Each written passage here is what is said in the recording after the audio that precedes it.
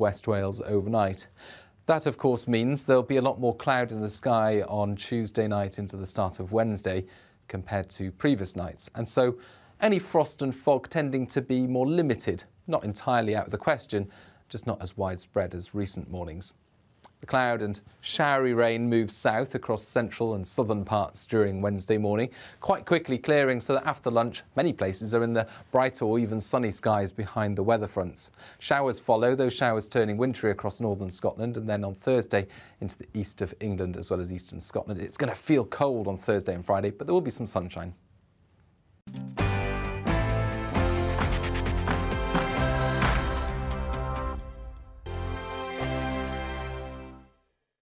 Hello there, I'm Eamon. And I'm Isabel. And you're watching the GB News digital stream across the United Kingdom. And around the world. If you're here in the UK, you can also watch us on your TV screen. GB News is Freeview channel 236. On Sky, we're channel 515. 626 on Virgin Media. Just remember, you might need to retune your TV to watch the channel. Yeah, and if you are doing that, find out more about retuning by going to gbnews.uk.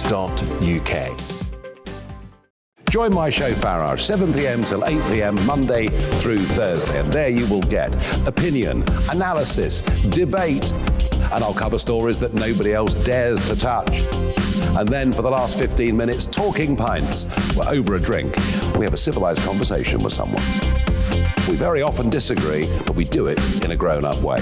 Come and join me on Farage.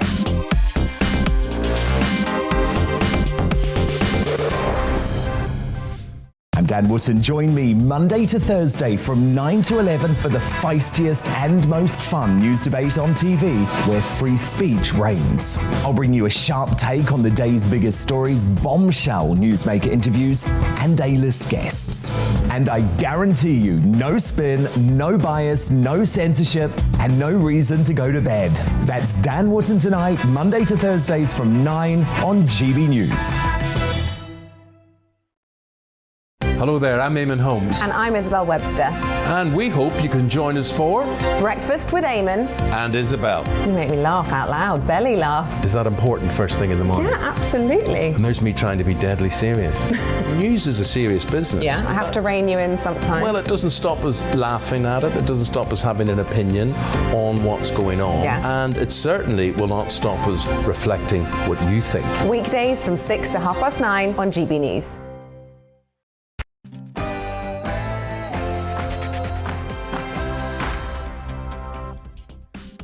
Good evening, everybody. Patrick Christys here, standing in for Mark Steyn. Now, tonight, we're not just reporting the stories of the day. We're getting in front of them. We're moving them on.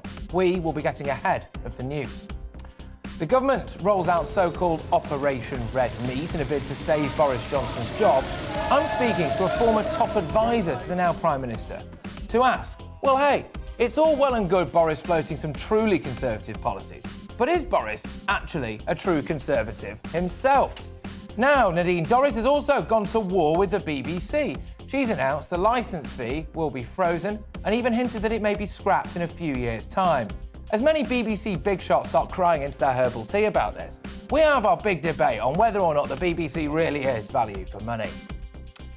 And a petition aimed at getting more protection for victims of stalking will be presented to MPs by the parents of Gracie Spinks, who's believed to have been murdered by her stalker. I'll be talking to a criminal psychologist to finally answer the question, what makes these evil people tick? What goes through the mind of stalkers, of murderers? You can't solve the problem unless you understand the problem. Is it nature or is it nurture? And, ladies and gentlemen, as you've seen, Farage the Farage Stump the Steyn. Tonight, my first appearance on this show. I'm proud to launch a special new feature, Chat to Pat. I know, how do we come up with these things? Email me on gbviews@gbnews.uk, or of course you can tweet me at gbnews. You can ask me anything within reason. That's on the way between now and 9 o'clock. But now it's time for all your latest headlines, ladies and gentlemen, with the wonderful Polly Middlehurst.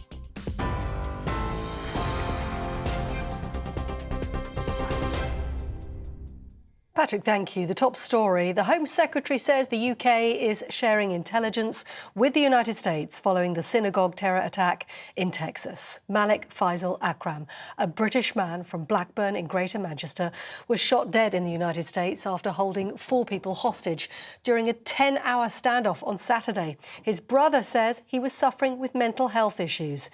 Meanwhile, 2 teenagers arrested in Manchester are being questioned as part of the investigation. The Home Secretary, Priti Patel, addressed the Commons on the subject earlier. I had a bilateral call with my counterpart for Homeland Security in the US. And let me just say a few things. First of all, we are working with the FBI. In fact, we have been since the incident took place, and there's a great deal of intelligence sharing and work taking place on this. Of course, when it comes to our own domestic homeland, there are a range of measures that are being undertaken right now, including protective security for the Jewish community. Well, much work for the Home Secretary to do today. She was also warning MPs to be on their guard about foreign agents in Parliament. It follows claims that solicitor Christine Lee, who made donations to UK political parties, is in fact a suspected Chinese spy. Priti Patel said Miss Lee's connections with MPs were deliberately cultivated to make the UK government more favourable to Chinese interests. In other news today, the body of a British woman who went missing during a tsunami in Tonga in the South Pacific has been recovered by her husband.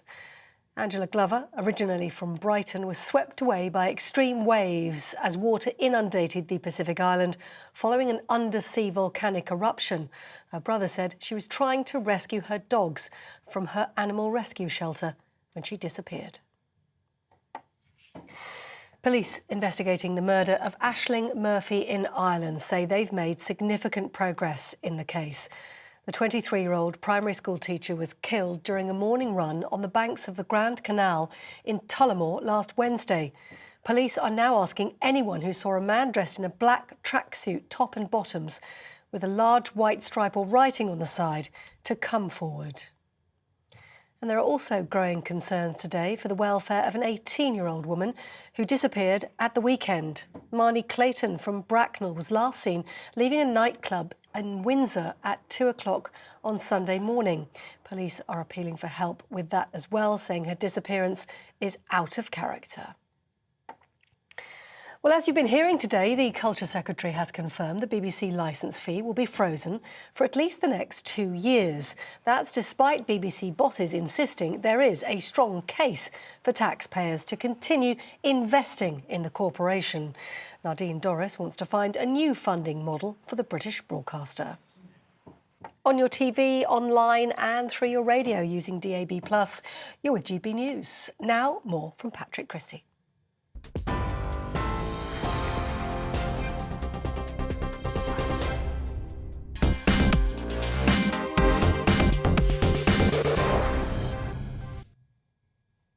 Great Britain is a Conservative country. Blair is the only Labour candidate to win an election since 1979. Since 79, the Tories have been in power for some 30 years, Labour for just 13. Britain is a Conservative country. Factor in the Brexit vote as well, which was a vote to take back control of laws, borders and money, a vote largely, but not entirely, focused on immigration. And yet again, it's obvious. Britain is a Conservative country. Just because our education system, our media and our healthcare system have been infiltrated by the wokerati doesn't change the fact that Britain is, at its core, one more time, ladies and gentlemen, a Conservative country. But has our Conservative Party actually been infiltrated by the woke brigade as well? No truly Conservative party would have net zero and massive tax increases at the top of its agenda. And yet, here we are. This isn't Boris bashing before people get started, far from it. All the noises suggest that those very close to him, indeed perhaps some of the people he shares a flat with, are a bit woke and seem to be under the misguided impression that that kind of nonsense appeals to the public masses. It implies the Tories have been infiltrated by people who think that kind of ideology is actually what people want. Well, it isn't. Boris Johnson won a stonking 80-seat majority at the last general election, based around the fact that people wanted lower taxation, greater freedoms, stronger borders and lower immigration. One of the reasons Boris Johnson is now under the cosh and trailing in the polls is not because of the parties he may or may not have had. It's not just about cheese and wine. It's deeper than that. It's the fact that now there's a big green agenda that people didn't vote for, and many people simply don't care about. It's about people, frankly, opening their wallets and seeing less money in there than before. It's about seeing record numbers of people come across the English Channel, fed Domino's pizza on arrival, and put up in 4-star hotels at the taxpayers' expense. Why do we think someone as sound as Lord Frost resigned? Because he didn't recognise the Conservatives anymore. The reason I'm saying this now is because Boris Johnson has clearly just realised that if he wants to be a popular Conservative Prime Minister in a Conservative country, he has to start behaving like a Conservative. He's just launched what some people are calling Operation Red Meat. I mean, it already sounds quite right-wing, doesn't it? Nothing screams conservatism quite like a rare, bloody steak. But, actually, what this is an admittance now by Boris, a wake-up call, a political defibrillator to Boris Johnson's true blue heart, that he better start acting like a Conservative. I mean, just look at the red wall seats. People up there don't give a flying fig about unconscious bias. They don't want a Prime Minister to take the knee. They felt the full force of mass immigration in a way that, simply put, the Hampstead Ladies Croquet Society has not and never will. The irony is that the vast majority of people in the red wall seats that are now getting very twitchy about Boris's behaviour, the seats that shockingly turned blue, turned Tory at the last general election, are now complaining that the Prime Minister has not been Tory enough. And they've got a point. Boris's response to his plummeting popularity is to announce policies that everyone thought they were voting for anyway. He's going to put the Navy in the Channel to cut down on illegal immigration. What? A Prime Minister that's tough on illegal immigration? Good. I've been waiting for one. Last year, a record 28,000 illegal immigrants crossed the Channel. Absolutely none of them were sent back home. And Britain became a country where as long as you could set foot on land, you could stay. And it was costing taxpayers tens of millions of pounds a year. We were becoming a country where veterans lined the streets, but anonymous Middle Eastern men were given wonderful accommodation and full board. He's slashing the BBC licence fee. Culture Secretary Nadine Dorries announced earlier today that the fee will be frozen at the current rate of £159 until April 2024. A new royal charter will be enacted in 2027, and the government will have the chance to replace the mandatory charge altogether. And that's what it looks like Ms Dorries may be about to do. She tweeted that this licence fee announcement will be the last. Good. I wanted a Prime Minister that would tackle the rampant left-wing bias in the media. The subtle indoctrination, in my opinion, of the youth and the masses. The plunging into poverty of elderly people who, for the very first time, will be forced to pay £159 to have a bit of company in their own homes. Partygate has actually put Boris Johnson in quite a nice position.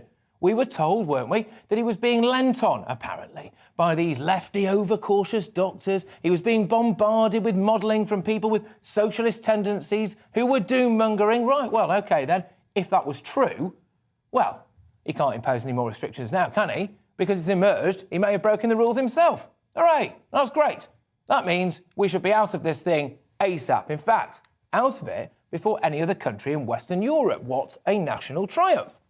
If Boris Johnson survives this Sue Gray investigation, well, if he remains in post, for example, which I think he may well do, actually, then he's got a chance of clawing this thing back, of bouncing back. Boris Johnson can build himself back better, can't he?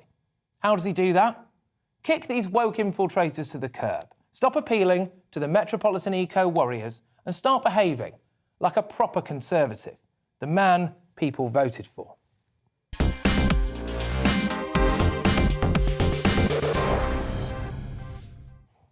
Yes, well, look, what do you make of that, ladies and gentlemen? Of course, there's a range of views on this, and I want to hear from all of you, right? gbviews at gbnews.uk. We will try to go to those throughout the show. But look, hey, is Boris Johnson's so-called Operation Red Meat actually just tofu?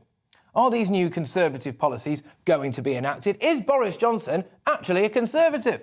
Well, who better to ask than Kulveer Ranger, who was an advisor to Boris Johnson when he was the Mayor of London and also possesses a fantastically cool name. Thank you very, very much, Mr. Ranger. Welcome to the show. If your personal experience, is Boris Johnson actually a Conservative? Yes, he is, Patrick. And look, much as I enjoyed your monologue, and you're right in one way that people have been looking to see the real Boris, the real Conservative Boris that they voted for. A man who takes charge, a man who focuses, a man who really wants to get things done, because that's the Boris I know as Mayor of London. And I think, obviously, we all know the last 2 years he's been knocked for six with the pandemic. We've had to deal with it. But we do want to get back to a one nation Tory party, a Tory party that does great things for the country, that keeps the economy booming, that keeps taxes under control. Now, he's got to balance that with obviously what he's had to do for the country, for the economy of the country, as much as the health of the country over the last 2 years. But also, Boris is never better than when he is the underdog, when he is the guy who needs to prove himself again. And in one way, if we remember at the last Conservative Party conference, there was a moment when Boris said, I need some more trouble from my cabinet. I need something to come up from my backbenchers. Well, he's got trouble. And he was looking. Well, he's got to. Be careful what you ask for. Yeah, well, he's definitely got trouble. But look, what a lot of people are going to be questioning now is Boris Johnson 2.0, right? Boris Johnson, warships in the Channel. Boris Johnson, let's level up. Well, that was the Boris Johnson people thought they were voting for. How on earth can he mean it now? No, well, he's always meant to, because he meant it from the start. I think what he needs to do is focus on delivery. And I think that was the secret to his mayoralty. And I would say that because I was with him in the trenches at City Hall, dealing with an institution, remember when we first came in, that had never changed from Labour. It had been built brick by Ken. It was a building that intrinsically, as well as physically, didn't want a Tory administration and a Tory mayor. We had to fight that. We had to fight in hearts and minds in the building. We had to fight in hearts and minds of Londoners. And he had to deliver. And we were forensic in our ability to focus on the policies that we'd committed to make sure they happen. And that's what he's got to get back to now. He's got to focus on delivery. A lot of people are concerned that it's not just Whitehall, it's not just the civil service. Actually, there are people very close to Boris Johnson who are, some would say, maybe a bit green, a bit woke. And is he being lent on by those? Is Boris Johnson actually a strong enough Conservative to shout down those voices? Well, to be honest, I think we have to look at the cabinet, not the voices and nameless faces around Boris. It's the cabinet and collective responsibility that will deliver the agenda. So I would never call the Home Secretary Priti Patel woke. I don't think you'd dare to, would you, Patrick? No, I might be tempted to call her quite ineffective, to be fair, but I wouldn't necessarily call her woke. But look, come on, there are strong things. Boris Johnson, to me, does not strike me as a man. In fact, I actually read an article that he wrote in GQ magazine about his love of big beast cars. Now, I firmly believe that that's still Boris Johnson, right? And I firmly believe he's still the bloke who went on Top Gear and did quite a good job of razzing it round their track, actually. I don't believe that Boris Johnson wants a big green agenda. So where's he getting it from? Well, what he wants is jobs. What he wants is Britain's economy to boom. What he wants is investment in this country. And that's why, actually, you'll be surprised here, but I and Boris set up the London Electric Vehicle Partnership in 2008 to get those minis that were being built, that were going to be the first electric minis, to come to this country and not go to the USA. Now, we didn't manage it then, but it was about investment. And yes, he wants a green agenda, but he wants it because it's going to be good for everyone in this country to get that investment, to get the economy going, and for UK PLC to be ahead of the game. How's it promoting levelling up? How's it helping levelling up when you help people in the likes of Hartlepool and then you slam them with high energy prices and big green taxes and this, that and the other, things that, frankly, they don't vote for? He's cut himself off at the knees with levelling up, surely. No, levelling up will be about making sure that the investment, the jobs, the businesses that we want to attract, the regeneration, and this is a huge agenda that no government's tackled before. It'll be reforming of the United Kingdom. And it's something that, we just don't want to try and move Whitehall to other parts of the country. And I've said this to Treasury ministers, that they need to work with industry. I work in industry. They need to work with businesses to make sure businesses are interested in bringing jobs to Hartlepool, to the north, to the Black Country, outside, spread the growth, spread the economy across the UK, because London is the engine, and we know that, of UK PLC, but we do need to see growth, and we need to be ahead of this. The French, I have to say, I've looked with envy at the French over the years, not very often on certain things, but on the way they've built their energy and their infrastructure to connect their country. They have protected their energy supplies for decades. We were behind the 8 ball on that, and we need to now have a big agenda like levelling up to get ahead. OK, all right, now just talk to me about the channel, OK, because this is massive for most people. This idea of the almost unrelenting illegal immigration is taking place, not sending people back. The optics, anyway, of the Domino's pizza, the hotels, I know it's not the same for everybody, of course it's not, but the finances, actually, people are paying for this. So Boris slaps a couple of warships in the channel, does he? Well, our Navy's not particularly massive. We've got obligations in Australia. I'm not being funny as well, but isn't actually the optics of a migrant boat just sailing through 2 warships because we've not got the bottle to push them back to France going to do us more harm than good? No, I think this has been an ongoing challenge, let's be honest, for the government, and they've got to get stronger with dealing with it because people are concerned. And what we're actually concerned about is, let's be honest, not just people landing on our shores, the safety of those people going through. We don't want to see 10s and 20, 30, 40 people drowning in the English Channel. That's not what we want to see. That's not what we want this country to be associated with. So we've got to do more to stop this happening. Stop it in the Channel, stop it at source, work closer with our European allies, with the French, to make sure that we're dealing with these illegal immigration at source. And I think that's what people want the government to focus on. Because I tell you, nobody wants to see more dead bodies floating in the English Channel trying to get to our land. No, they don't at all. Now, just in terms of Boris Johnson being a true Conservative, isn't there a weird quirk taking place in Britain at the moment where you see some of these red wall seats, right?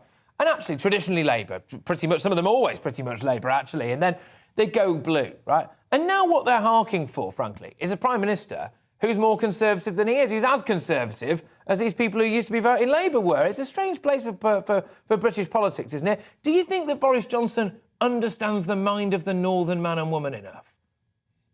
I think he does. And what gives me the confidence to say that, it's not just because I know him for the best part of 20, 25 years, that I've worked with him when he was Mayor of London. It's because look at what he did when he fought for Brexit. You know, he tapped into a lot of what those people wanted. It wasn't just about controlling immigration. It was about laws. It was about sovereignty. It was about a sense of what this country stood for and could stand on its own 2 feet. And that's what they wanted. That's what they wanted somebody to champion and deliver.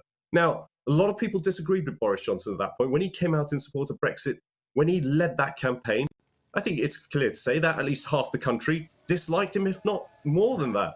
Yet he won them over. He won the Brexit conversation, and then he won a stonking majority in the general election as well. That's the kind of politician Boris is. I think that's what people want to see more of, and I think that's what he's got to get back to.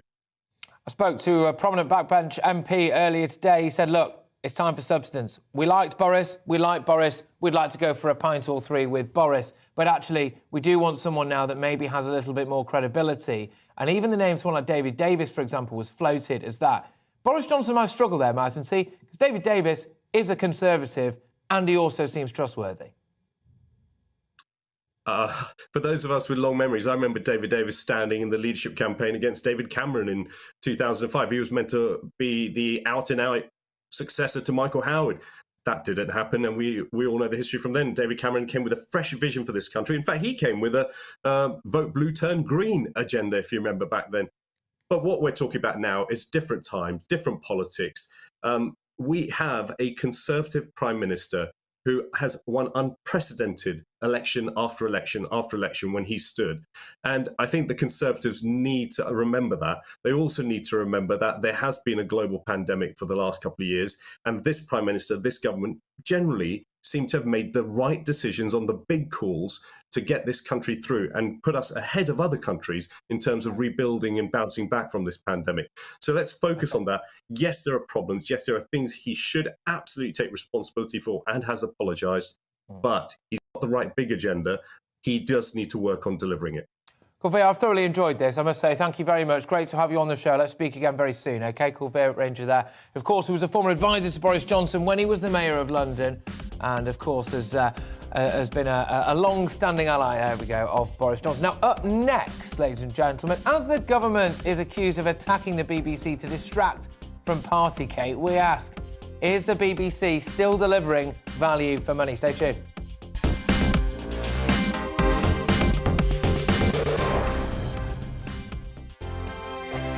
Hello there, I'm Eamon. And I'm Isabel. And you're watching the GB News digital stream across the United Kingdom. And around the world. If you're here in the UK, you can also watch us on your TV screen. GB News is Freeview channel 236. On Sky, we're channel 515. 626 on Virgin Media. Just remember, you might need to retune your TV to watch the channel. Yeah, and if you are doing that, find out more about retuning by going to gbnews.uk. Join my show Farage, 7 p.m. till 8 p.m. Monday through Thursday, and there you will get opinion, analysis, debate, and I'll cover stories that nobody else dares to touch. And then for the last 15 minutes, talking pints. We're over a drink. We have a civilised conversation with someone. We very often disagree, but we do it in a grown-up way. Come and join me on Farage.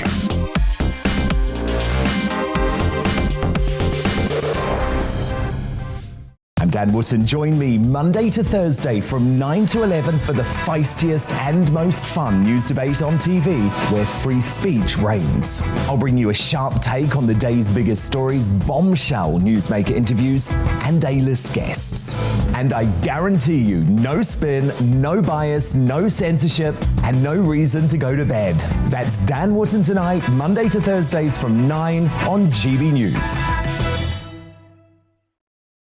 Hello there, I'm Eamon Holmes. And I'm Isabel Webster. And we hope you can join us for Breakfast with Eamon. And Isabel. You make me laugh out loud, belly laugh. Is that important first thing in the morning? Yeah, absolutely. And there's me trying to be deadly serious. News is a serious business. Yeah, I have to rein you in sometimes. Well, it doesn't stop us laughing at it. It doesn't stop us having an opinion on what's going on. Yeah. And it certainly will not stop us reflecting what you think. Weekdays from 6 to 9:30 on GB News.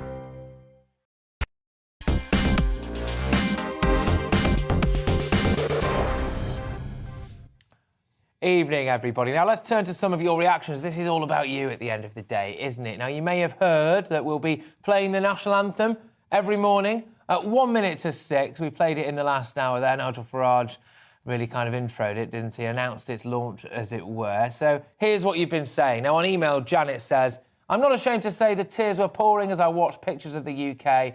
I love backed by the national anthem. It was really emotional stuff, actually. I must say, I was just about to come in. I was very nearly blubbed. Anyway, Karen says, as a huge royalist, I'm really happy that you're going to play our national anthem in the morning, but it would be great if it was also played at the end of the GB News, just as they did when I was a child. Long live the Queen. There you go. Very patriotic stuff here, I must say.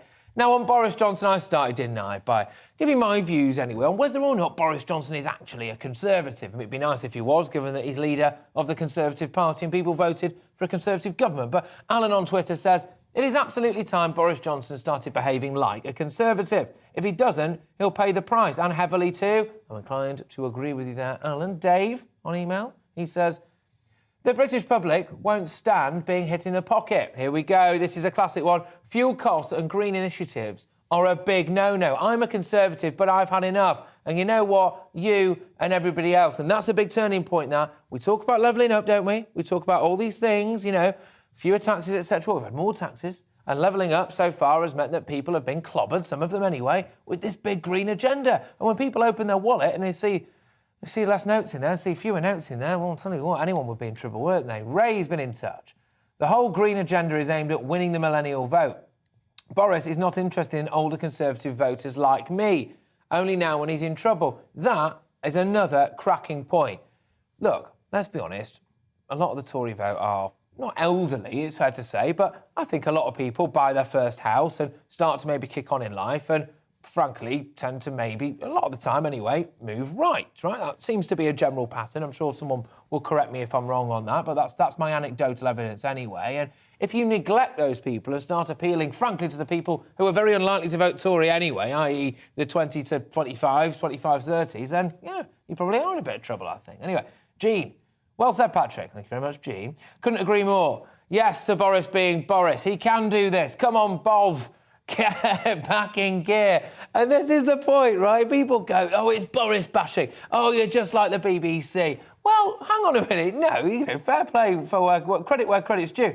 I do think Boris can turn this around. I do think that we'll have to see whatever Sue Gray comes up with. Of course, now the most powerful person in the country, but I think Boris could turn this around pretty easily if he started doing the things that he's promised to do now, i.e. be a Conservative, cut down on your immigration in the Channel, make sure the levelling up happens, and of course, as we're going to be talking about very soon anyway, do something about the BBC. Paul on Twitter says, I think Boris Johnson is almost imitating what Tony Blair did in the 90s, hiding behind New Labour, but really, he was a bit of all parties mixed together. Some people would say that's what you need. Some people say that's what you need in order to actually win a general election. But, you know, maybe not, eh? We'll have to wait and see. But what is the future of the BBC? So the corporation will be 100 years old in 2027, but it looks as though to celebrate its centenary, the government is going to scrap the licence fee. It's a nice touch, that, isn't it? For the happy 100th, scrap your licence fee. The Culture Secretary Nadine Dorries said today that the licence fee will be frozen at £159 for 2 years and added that it is time to ask serious questions about the funding of the corporation going forward. So we can actually play a little clip. This is what she said in the House of Commons a few hours ago. In the last few months, I've made it clear that the BBC needs to address issues around impartiality and groupthink. Those problems were highlighted definitively by the recent Sirota review, and the BBC's own leadership rightly recognised those findings in full and committed to deliver all of the review's recommendations in its 10-point action plan on impartiality and editorial standards. And I have had constructive discussions with the BBC about these issues in recent months. But the BBC now needs to put those words into action. It needs to convince the British public that those changes are in fact being made and to provide regular and transparent accounts of its progress. Well, that was Nadine Dorries there in the Commons just a few hours ago. And to discuss this, I'm joined now by Paul Connew, who is a contributor to the book called The BBC at 100, Will It Survive? So pretty appropriate, let's be honest, given what we're talking about at the moment. And Rebecca Ryan as well, who is the campaign director for Defund the BBC. I did want to have I suppose maybe less of a debate, more of a discussion really, but we'll have to wait and see. So let's get cracking and see what you guys think about all of this. Rebecca Ryan of Defund the BBC. Well, do you think the BBC has any purpose whatsoever? I don't think it has any more purpose than Netflix or Amazon Prime or any of these other, or, you know, ITV Hub or whatever. It makes the occasional good drama. And those people that appreciate what it does will be happy to pay a subscription fee for it. So I think that's where it's at. I think, you know, the media landscape has moved on significantly, and it's time for the BBC to join, you know, its peers in that. And we really welcome what Nadine Dorries has said, not only today, but yesterday. She was a bit punchier in that she said not only are they going to freeze the licence fee for 2 years, but after that, they will be reducing it further, and then this will be the last licence fee negotiation. So we're really, really happy with what she said, and we will be hoping that they stick to that, no flip-flopping. Paul, I mean, the line coming out of pretty much anyone who's at the BBC at the moment on Twitter is, this is great value for money. It's something like 43p a day for all the services that we offer. It's not just about news, even if you think that might be a bit biased. You know, David Attenborough does some lovely stuff. Personally, I think the BBC does a pretty good job, but I'm a critic of the BBC as well as a defender of it.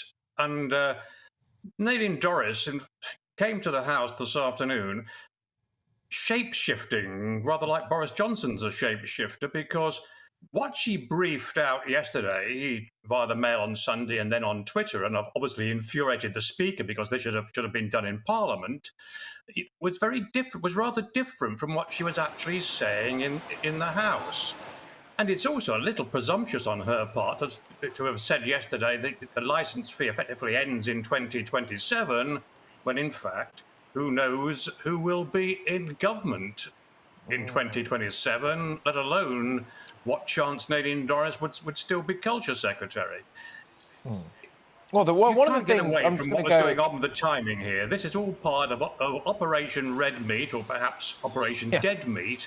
Hey. The timing and the manner is designed to try to actually divert attention from Boris Johnson's woes and boost his his ever-decreasing Look, 100%. survival Look, costs as Prime 100%. Minister. 100%. The timing of this and warships in the Channel and the fact that we might get a levelling up report from Michael Gove within weeks, it's not a coincidence, is it? Anyone can see that. It's clear as day. But, Rebecca, are you concerned potentially about the fact that, all right, let's say the BBC goes, or let's say it moves to some kind of subscription model. Is there any chance that this could push the prices for everything up? And we talk about old people now maybe being fleeced out of 159 quid potentially if they have to pay the licence fee for a bit of company in their own home. Hang on a minute. If the BBC goes, could that number go up? Could they be paying for more for other things? Yeah, more. Well, no, because you can watch, ITV, Channel 5, Channel 4, because they are funded by advertising. So you can watch all of those things. You don't have to, if people don't have broadband, and there's very, very few people in the country who don't have broadband now. But if you don't have broadband, you can, without the license, you could easily watch live TV because it's funded by advertising. Well, Paul, I'm just going to say to you as well, isn't the BBC basically its own victim? I mean, it has seemed to crowbar political messaging. I mean, even into Call the Midwife, for goodness sake. I saw the Call the Midwife Christmas special. There was a reference to Brexit. It's not set in the same half-century, as far as I could tell. There does seem to be a lot of overt political messaging, even in things like BBC dramas. And actually, that's not in step with what is a conservative country, by and large. One of the curious things is that when you get polls taken, although the public will often criticise the BBC still gets a positive rating from much of the country, certainly a majority of the country. And when there is a major crisis, it's the BBC they turn to. We had Boris Johnson praising the BBC repeatedly during the pandemic crisis. And Nadine Dorries, in fact, was talking only, I think, 3 weeks ago in Parliament about the wonderful BBC World Service and the soft power it gave Britain, which is actually very, very true. I mean, we've talked through Brexit about soft power and Britain's global Britain, and in fact, the BBC is one of the few institutions that has global respect. Well, hang on a minute. Some people would say, Paul, some people would respect Paul. OK. But some people would say, Paul, OK, that's fair enough if it gives us soft power abroad. But what use is that if it keeps trashing this country, if it keeps tearing us down, talking about our colonial past and our unconscious bias, and our Prime Minister is not fit for purpose? I'm not a staunch BBC defender, but come on.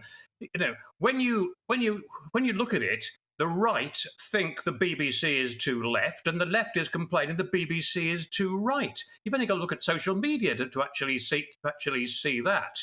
You could argue that if opposite sides both criticise you, you must be doing something right in the middle. Well, there's that argument, Rebecca, and I'm going to put that argument to you. It is fair to say that people towards the left do criticise the BBC for bias, and people on the right criticise the BBC for bias. Maybe they're more straight down the line than people like you and I give them credit for. No, that's a lazy argument that's been used time and time again, and it's not accurate. Actually, the political divide isn't left-right anymore. It's metropolitan versus sort of towns and countryside, and there's lots of left-wing people that support defund the BBC, and there's lots of right-wing people that do as well. It's mainly the metropolitan elite who are very well served by the BBC, who support it still. So, and they're very, very pointy-elbowed and deep-pocketed, and they manage to make their voices very well heard. So, no, it's not about left-right bias at all. It's about a metropolitan bias, and that's played out over and over again in polls. OK, Paul, 43p a day. People can choose to pay that if they want, can't they? What's the problem? The difference is, as you were implying earlier on, Patrick, in fact, you'd probably end up paying a lot more than that if you were relying on. I mean, I like Netflix, I like Amazon Prime, I have them all, but they would not give you the same quality of news coverage, the same diversity of programming, and they certainly wouldn't give the sort of news coverage that the BBC gives. So you can't just simply say a subscription service, would work and replace the BBC. It was also interesting in the Commons today. You didn't hear very many Tory voices supporting Nadine Dorries. In fact, they looked a bit embarrassed because she also didn't seem to have any real coherent explanation or even perception of where the BBC would be going or how it would be funded or what its future would be under her plan. And she said, you want to have a debate? Well, yesterday you'd have thought she'd made a decision. But Nadine Dorries is hardly a neutral voice on this. Her long history of denigrating the BBC, and I've done that on occasion, certainly, it makes her a rather less than, should we say, fair-minded or uncommitted. Well, potentially, but her views do have quite a lot of support. It's fair to say. Paul, look, thank you very much. Thoroughly enjoyed it. Paul Connew there is a contributor to a book called The BBC at 100, Will It Survive? And, of course, Rebecca Ryan joined him as well, who is the campaign director for Defund the BBC. What did you make of that, ladies and gentlemen? GB Views at gbnews.uk. I'm sure they're flooding in thick and fast. Make sure you keep them coming. But just moving away from that, what motivates a man to stalk and kill a woman? As a petition to introduce Gracie's Law gets more than 100,000 signatures, I'll speak to a criminal psychologist as we delve into the minds of people who stalk and kill. Stay tuned. Coming up on Dan Wootton tonight, will the government finally be convinced to axe vaccine passports as the resistance lands on their doorstep? Tonya Buxton and Alan Miller of the Together Declaration will join me hours after handing their 180,000-strong petition to Parliament. Plus, the madness of crowds author Douglas Murray will give brilliant insight on an agenda-leading issue. GB News star Neil Oliver and positive professor Carol Sikora return with more pearls of wisdom. And I'll break down the day's biggest stories with my superstar panel, the Daily Express columnist Carol Malone, social commentator Esther Kraku, and senior reporter at the iNewspaper, Benjamin Butterworth. That's Dan Wootton tonight, Monday to Thursday from 9 p.m. till 11 p.m. on GB News.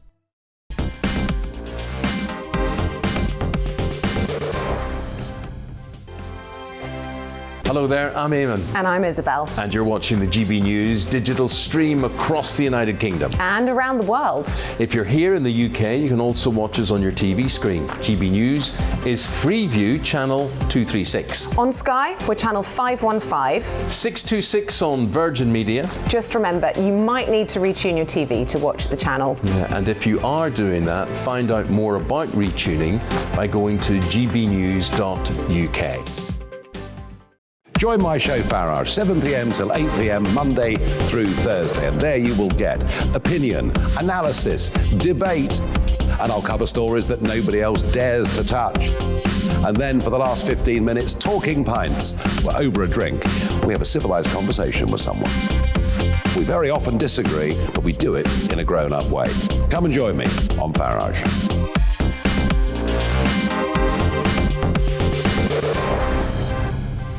I'm Dan Wootton. Join me Monday to Thursday from 9 to 11 for the feistiest and most fun news debate on TV, where free speech reigns. I'll bring you a sharp take on the day's biggest stories, bombshell newsmaker interviews, and A-list guests. And I guarantee you, no spin, no bias, no censorship, and no reason to go to bed. That's Dan Wootton tonight, Monday to Thursdays from 9 on GB News. Hello there, I'm Eamon Holmes. And I'm Isabel Webster. And we hope you can join us for Breakfast with Eamon. And Isabel. You make me laugh out loud, belly laugh. Is that important first thing in the morning? Yeah, absolutely. And there's me trying to be deadly serious. News is a serious business. Yeah, I have to rein you in sometimes. Well, it doesn't stop us laughing at it. It doesn't stop us having an opinion on what's going on. Yeah. And it certainly will not stop us reflecting what you think. Weekdays from 6 to 9:30 on GB News.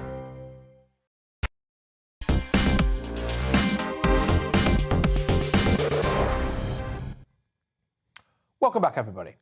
Violence against women seems to be on the rise, whether it was lockdown trapping women at home with their abusers or high-profile cases like Wayne Couzens, who, of course, raped and murdered Sarah Everard. But a new law is being proposed now to this government, Gracie's Law, put forward by the parents of Gracie Spinks, who was murdered by her stalker. A petition calling for funding for police forces to provide advocates to support victims of stalking and indeed just help officers investigate cases more thoroughly now has more than 100,000 signatures, and it will be delivered to the government. But I'm intrigued by what actually motivates people to stalk and kill. What's the psychology of all of this? Because to stop it, we have to understand it, don't we? And like I said, anecdotally, it does seem to be happening more and more. So I'm joined now by Dr. David Hoves. Now, Dr. David became a psychologist in 1985, specialising in clinical and forensic psychology. He founded and is the director of the internationally recognised forensic research group and has published many academic books and papers, including the first comprehensive text on abnormal clinical and forensic psychology in 2010. Dr. David, thank you very much for joining us. Fantastic to have you on the show, to have your insight, really. What motivates people to stalk? They come from different angles, I'm afraid. There are different reasons why people would start to stalk. It can be, obviously, somebody who's disordered. It could be someone who was perhaps a resentful type person who wants somebody to blame for things. And basically, they've chosen you as the victim of stalking. Such individuals can unleash quite a bit of kind of violence and fear. However, the most common reason for stalking is the perpetuation of basically a failed relationship. And often these relationships have failed from day one because the individual concerned is very controlling, someone who actually doesn't so much have a passion for the individual, but actually just wants to be able to control them, make them do what they want them to do, and remain, as it were, their property. And this is the most common form of stalking, and it's the one where you have the most violence, and often you have, unfortunately, deaths. So psychologically, it seems to be a bit about control, or rather a lot about control. But where does that stem from? Is that a nature or a nurture thing? Are people born psychologically damaged in that regard, I suppose? Or is that like a very early years thing?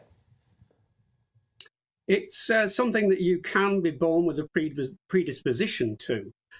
These individuals have, if you like, a slight brain difference, let's say difference. And as they grow up, they kind of use this, or they kind of work against it, or they try and struggle with it. And it basically emanates into what we call a personality disorder. This would actually be labeled kind of borderline, psychopathic.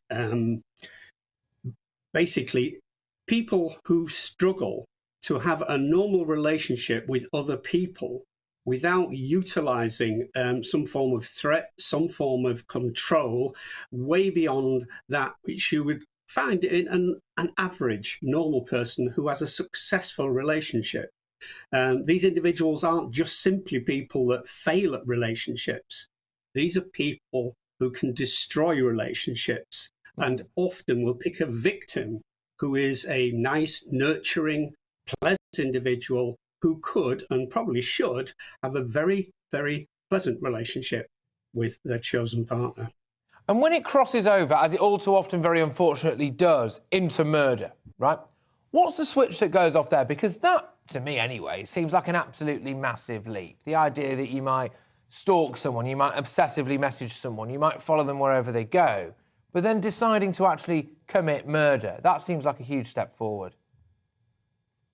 It is, and it kind of gives you an idea of the actual fact that they are not really pursuing a normal relationship, because you wouldn't want someone who was dead, would you, really?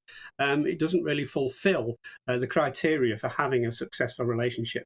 No, it's all about control in this particular instance, and sometimes revengeance and I will show you, basically, is the element that comes to the fore at that point. The behavior becomes increasingly cold, it becomes increasingly planned, and it becomes increasingly distanced from the actual feelings of that person who is being pursued.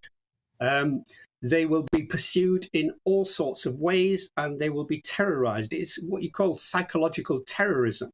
And to be honest, many victims would actually prefer to be assaulted, beaten senseless, rather than suffer years and years of this kind of horrific attrition of their lives, because being under that kind of pressure really is a kind of death sentence in itself. Well, just focusing in a bit on Gracie's Law, what it really kind of wants to do is give police more resources to help deal with things like stalking. I imagine that stalking and investigating a stalking case is quite a labour-intensive and resource-intensive job for the police, and clearly resources and labour numbers are not particularly high for the police at the moment.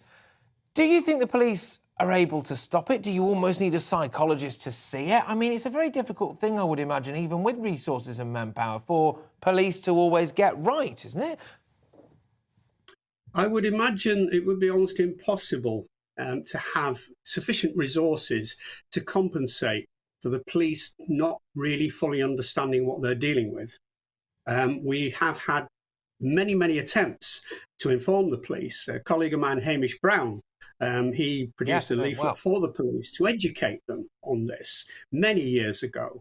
And we still arrive at this day when police sometimes bungle these cases, sometimes do not recognise the truth in what the victim is telling them, because it's often contradicted by a very confident, very kind of sane-looking perpetrator, whereas the victim, as you might imagine, becomes hysterical and doesn't sound very believable. Unfortunately, police fall into the trap of thinking that it just is someone who is kind of making half of this up, and it makes for a very difficult judgment on the side of the police to actually come forward and take it very, very seriously and follow the procedure that has been given to them over and over again.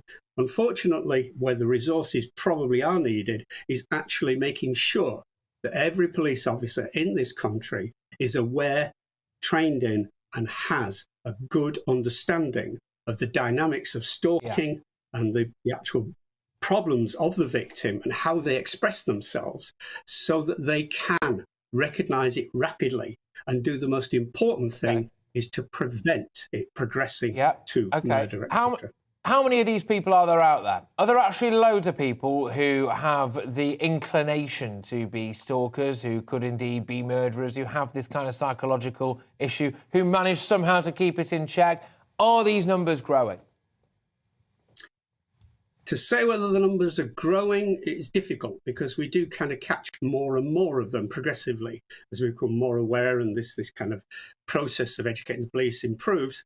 But there are many, many people out there with the proclivities, with those psychological characteristics that could lead to stalking, who don't actually do it.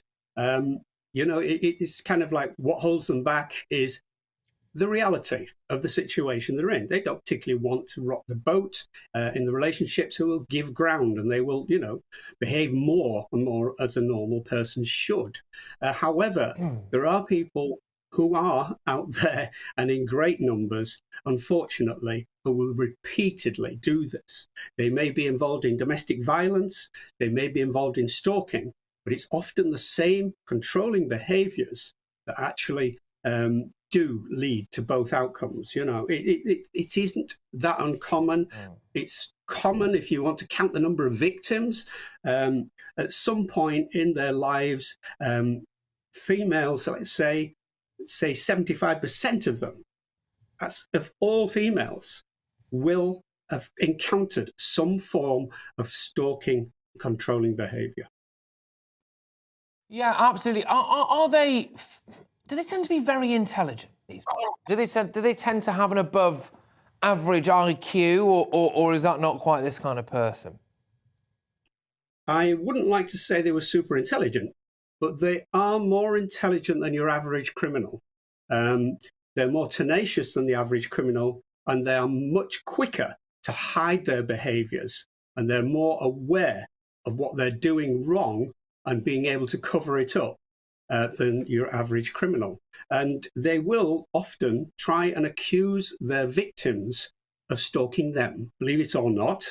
And they will accuse their victims of harassing them, of impeding them, and you cite every kind of contact as being a result of the victim's behaviour. And there's quite a number of stalkers that do this, unfortunately, which adds a layer of intense distress onto the victim. Dr. David, thank you very, very much. I know it's quite a strange subject matter, it's quite dark subject matter, but I think it's very, very important, to be honest with you, because like I said at the start, if we don't understand this kind of behaviour, if we don't get to understand it, then it's impossible to combat it. Dr. David, thank you very much. Dr. David Holmes, who, of course, became a psychologist back in 1985, specialising in clinical and forensic psychology. He founded and is indeed the director of the internationally recognised forensic research group. So, you know, the top man really to talk to when it comes to that kind of stuff. So let's go now to a few more of your views before the end of the show. I've thoroughly enjoyed standing in, I must say, for Mark Steyn. I will be in again tomorrow, ladies and gentlemen, so make sure that you join me again from 8 p.m. But Elizabeth has been in touch. She's emailed in about Boris. I would say he's a liberal conservative, like Disraeli, but a very patriotic one and a good leader. He just needs a better team. That's one of the points I think I was alluding to, really, with Boris Johnson, where for a while I think a lot of people, and it may well still be the case, said, look, he's just not up to the job. I don't like him. He's not the leader I thought he was. He's not the man I voted for.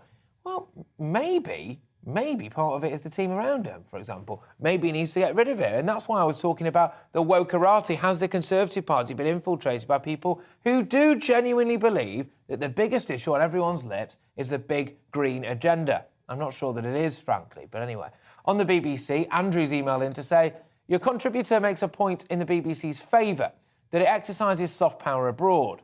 Surely the main issue at stake is that without popular consent, the BBC is perpetually exercising soft power at home. That's a really eloquent point. I must say I did enjoy that one. Thank you very much for that. I suppose that's it. And I think as well, isn't it? It's all very well and good exercising soft power abroad, but if anyone who's watching the BBC abroad tunes in and every single time all they see is something that is slamming this country, berating our past, saying what an absolute shambles everything is, what a pig's ear we're making of Brexit. We've got a Prime Minister who couldn't keep the cheese and wine out of Downing Street and all this stuff. Well, what soft power does that bring us abroad? Everyone surely must be thinking that we're an absolute shambles. But anyway, there we go. James on email says, despite everything the BBC has done wrong in recent years, it would be a shame if the BBC went under. Their past work has made them a national treasure, which has been spoilt by woke staffers. I hope the BBC can wake up and get through this. Yep, good point again, good point again. I do wonder whether or not with the BBC, it's interesting, isn't it, for a corporation that does appear to spend a lot of time focusing on unconscious bias, whether or not they actually recognise some of their own. Hey, maybe some people could say the same about me, of course. But anyway, finally, Sally and Barry. Ready? Sally and Barry? Nice, good stuff, I like it. Patrick, oh, here we go. Patrick, did you have a good birthday weekend? All right. What time's the watershed, ladies and gentlemen? No, I did have a very good birthday weekend. Thank you very much. Yes, I must say I hit the big 3-0 at the weekend, so I now have to straighten up. Basically, you know, life's come at me fast, but I did. Thank you very much. Yes, went away to the Lake District and just ate everything in sight, basically. But look, thank you very much for everyone who's been getting in touch. Just a cheeky little plug for what I'll be doing tomorrow. I've thoroughly enjoyed, like I said, standing in for the man himself, the wonderful, the one and only Mark Steyn. But I will be back at 10 a.m. tomorrow for To The Point with Mercy Muroki. And we have got a bumper show for you lined up there. We're talking about what's going on in the channel for starters, but I'll also be back again here, ladies and gents, back at 8 p.m. till 9 p.m. It's been an absolute pleasure. Thank you very, very much for all of you who's been sending in your views, gbviews at gbnews.uk. Make sure as well that you do send those views in because we'd like to know what you want us to talk about tomorrow. We're not the only ones setting the agenda here, ladies and gents. It's up to you as well. But that is all we've got time for today.